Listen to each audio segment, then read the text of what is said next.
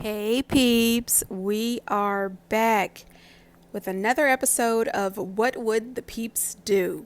This one, I'm just going to entitle it, Really Bitch. I'm sorry, but this one has just really thrown me for a loop. Hey, before we get into the video, please do me the honors of subscribing to my channel, hitting the notification bell so you can always be notified when I post new content, hitting the thumbs up because that does wonders for my channel, and share. Thanks. Okay, so my question to you, peeps, is how would you handle this situation if you knew this person or if you were a member of the bridal party? So here is a post that a disgruntled bride posted to her Facebook. It says, "It comes with great sadness that I announce the cancellation of the upcoming wedding. I apologize for canceling only 4 days beforehand. Unfortunately, blank and I have broken up due to some recent and irreparable problems. We have decided to end our relationship and not go forward with any future proceedings. However, we are remaining civil and are still a team for our son. After hours of tears and mental anguish and even disassociation, I have come to this decision. In 1 hour after posting this status, I'm going to delete my Facebook. Social media has caused me only paranoia and toxicity.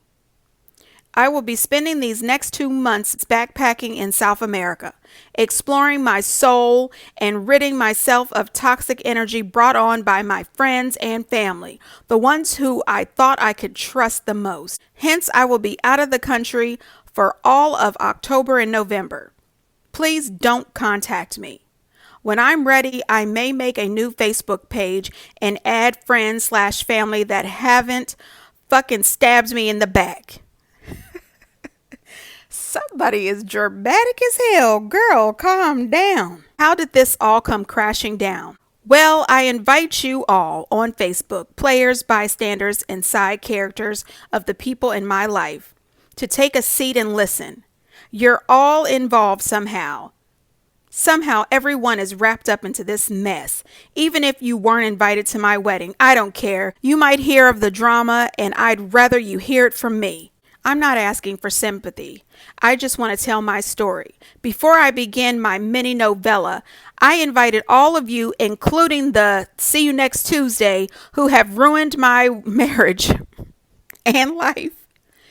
Oh, Lord, you see you next Tuesday. Girl, you're doing too much. To put yourself in my shoes. For once, let me take the stage and let me voice the most painful few months of my life. I specifically, and I do mean specifically, asked for cash gifts. How could we have our wedding that we dreamed of without proper funding? We sacrificed so much and only asked each guest for around $1,500. You only asked for $1,500 per guest? Girl, get the hell on. We talked to a few people who even promised us more to make our dream come true. My maid of honor, who shall not be named, pledged $5,000 along with her planning services. We tearfully thanked and accepted. My ex's family offered to contribute $3,000, so our request for $1,500 for all other guests was not fucking out of the ordinary. I don't know who does that, but to me, that is out of the ordinary. Like we made it clear, if you couldn't contribute, you weren't invited to our expensive wedding. It's a once-in-a-lifetime party. So we sent out RSVPs and only 8 people replied and sent us checks. We were fucking livid. How was this supposed to happen without a little help from our friends? To make matters worse, my ex-family took back their offer. Suddenly more people backed out, including the "see you next Tuesday" maid of honor. My best friend since childhood, my second family. I was so shocked and tearful. To make matters worse, it was only a month before the wedding. To cancel everything would have been more than $5,000. Desperately, we resent all of our invitations, asking people to donate what they could. I mean, seriously, people, what is $1,000? What is $1,500? Clearly not a lot. It would be quite manageable and within budget. I've heard of people asking for worse. We also set up a GoFundMe, but we only got $250. At this point, we were exhausted, tired. I yelled at my ex. I became unraveled. I realized my dream wedding had become a nightmare. My ex came into the room and offered to get a Vegas wedding done. I laughed in his face, but he was dead serious. He wanted those cheap, raggedy, filthy whore Las Vegas weddings. I mean, what the fuck? Was he out of his mind? Am I some hoochie piece of trash whore? A hooker? Am I supposed to like the idea of getting married in the heart of shady gamblers and alcoholics? Suddenly, my body began to shake and I entered a panic attack. My ex left the room and didn't apologize for his horrid suggestion. I then called my maid of honor and cried my eyes out. Instead of sympathy, I was told that I was asking way too much and should stick to my budget. I mean, no words can describe. How could someone who offered me thousands of dollars then deny me my promised money and then tell me to shift down my budget? She knows my fucking dream was a blowout wedding. I just wanted to be a Kardashian for a day and live my life like normal people. I called her a filthy fucking poor excuse of a friend and hung up. Then she blocked me off social media. Rumors swirled. I received anonymous threats. My ex stayed out later and later, and I have a feeling he's cheated. My bridesmaids climbed on the boat with my maid of honor and dissed me. They eventually told me that I was crazy. They asked for their deposit checks back. So I said, fuck you. I refuse to give you the money back until you pay me for my emotional distress. Honey, now listen, that was the end of the post. Now, this woman is really something, okay? First of all, she could never be a friend of mine because no, ma'am. No, ma'am. You know, I mean, what the hell? Who in Sam hell decides? Now, let me say off on a side post, it was explained that her and her fiance have been engaged since they were 18. They ended up getting pregnant and decided to get married after they had the baby. They were able to save $1,500 for this dream wedding.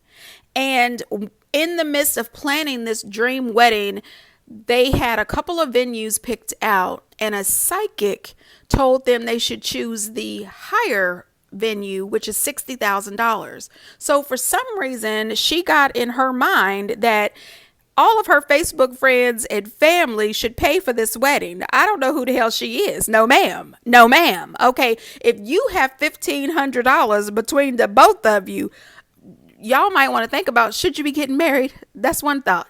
Second thought, get you a marriage license and get married down at the courthouse and continue to save until you can afford an actual wedding and a reception that you can pay for.